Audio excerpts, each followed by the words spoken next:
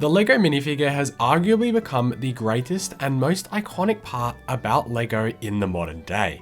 Sure, back in the mid to late 90s, the classic 4x2 or 2x2 brick may have been synonymous with the brand, but with there now being hundreds of different LEGO franchises and IPs, all these different characters have been made into a LEGO minifigure. So with the LEGO minifigure now being the centerpiece of LEGO in general, has the minifigure reached its peak potential? In this video, I'm going to be discussing the current state of the LEGO minifigure and how LEGO seems to have come to a point where progress has stopped. So let's look at where LEGO minifigures are currently at and in what way they've been improving over the years. Originally, the first type of LEGO minifigures, launched in 1975, looked like this. Small blocky characters with no faces or prints. They had a specially molded piece for the legs and the torso, which kind of showed some feet and arms, even though they're barely noticeable. They then transitioned into the minifigure we know today in 1978, where they finally added movable arms, legs and hands, as well as adding prints to the faces. Even though it was just a simple smile, it was better than nothing. Over the years, as LEGO has become more complex, they started adding print work onto the torso, as you can see here with these classic spacemen. Minifigures began getting extra attachments, like visors, capes and more, making the most of the minifigure's design features. Minifigures then started adding more detail, such as leg printing and even arm printing, like on this legendary Boba Fett minifigure from the 2003 LEGO Star Wars Cloud City. Minifigures then started getting double-sided faces, enabling them to have a different expression on the other side.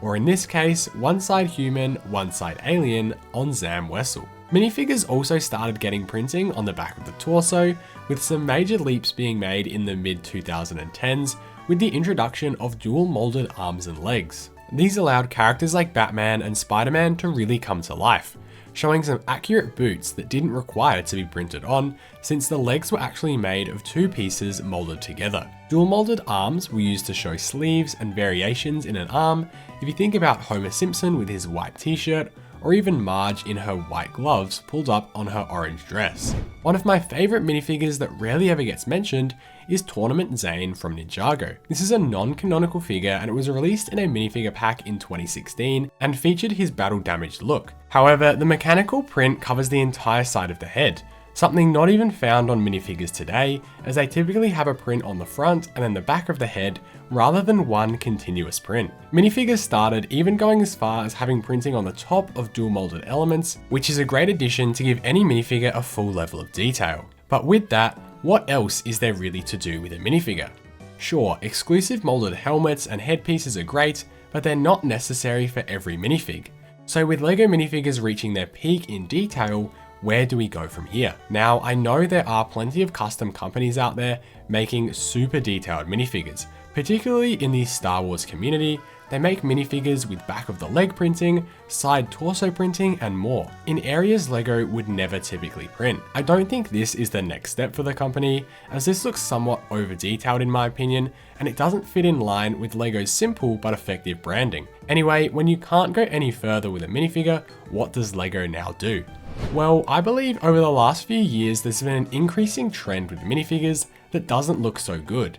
I'll get into that just in a moment, but I first do want to address just how a minifigure is made, which will give us some more insight before we get into that next section. So when a LEGO designer is creating a LEGO set, they are firstly given a budget.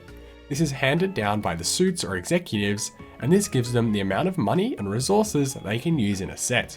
Typically they have an idea attached, but sometimes they don't. Take for example, Vader's castle from LEGO Star Wars. This set was handed to the designer as a $130 LEGO Star Wars set to be an Amazon exclusive.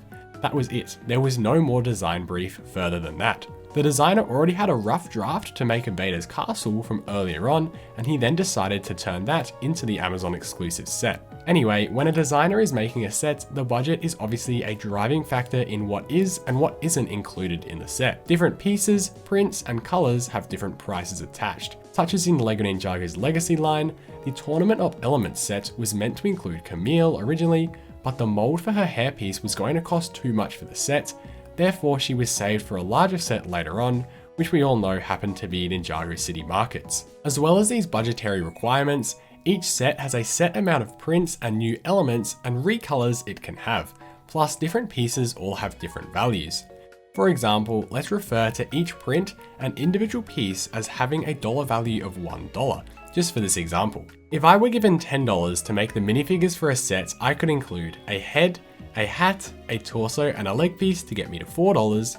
I could then include print on the face, print on the hat, print on the torso, print on the hip, print on one leg, and then print on the other leg to get me to my total of $10. But what if I wanted to include arm printing on this figure? Well, then I would have to remove the print on maybe the hips and the hat, which would then free up 2 more prints, which I could use on the arms. Or let's say I wanted to include a whole nother minifigure. If I removed the arm prints and the 2 leg prints, I would have $4 left, which I could then use to make a whole nother minifigure with a hat, head, body, and legs, even though it wouldn't have any print on it. These are the kind of dilemmas LEGO designers are faced with, as they only have a certain part, print, and minifigure budget. Another brand new set I think shows off this concept really well, being the new Harry Potter Burrow Collector's Edition. One that includes a high volume of figures, but they all have a very limited amount of detail. Or even something like the UCS Avengers Tower. Barely any of these figures have leg or side arm printing, making them significantly cheaper to produce, therefore they can include such a higher volume of figures in the set. The YouTuber James May, no, not that James May, from the channel TubeSide talks about this a lot better than my explanation here. He's an ex-LEGO designer and you should definitely check out his channel, which is linked in the description. Anyway, this sometimes explains why things you may have thought should have been included in a set actually aren't. Part budget also comes from the size and quality of pieces.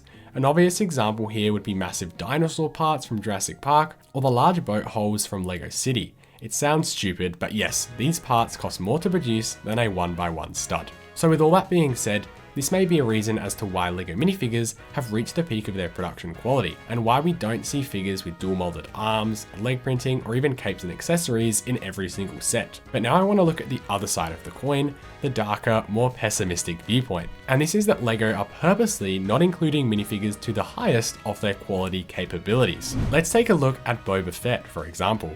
Now, if you don't know much about Star Wars, Boba Fett is this character here that appeared in both Star Wars Episode 5 and Episode 6. In both these movies, he had a different appearance. In 2017, LEGO made a set based off the Episode 6 Boba Fett and included him with a lighter grey backing colour and some yellow flesh coloured hands. This was based off Return of the Jedi and in the Desert Skiff set. Just a year later, in 2018, they made one based off The Empire Strikes Back in the UCS Slave 1. This one had arm print and a sand blue backing colour, exactly matching the source material seen on screen. So you would think that LEGO would continue this trend by actually including a minifigure that's accurate to the source material. Well, just last year in 2023, LEGO launched the Star Wars mech line, and one of these mechs included Boba Fett in his Empire Strikes Back appearance, with the sand blue backing colour and all.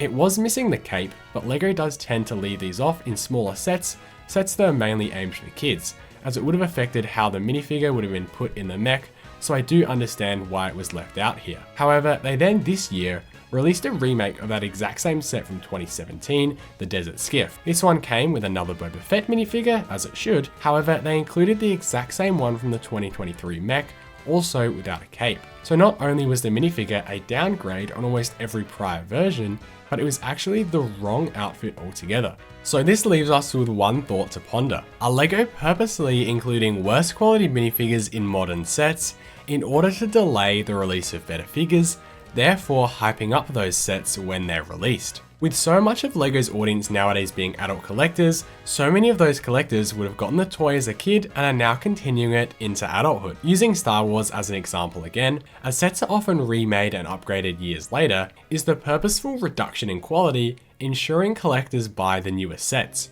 Just think like this, in maybe another 5 years time, when LEGO comes out with another Desert Skiff, will they include the correct Boba Fett variant?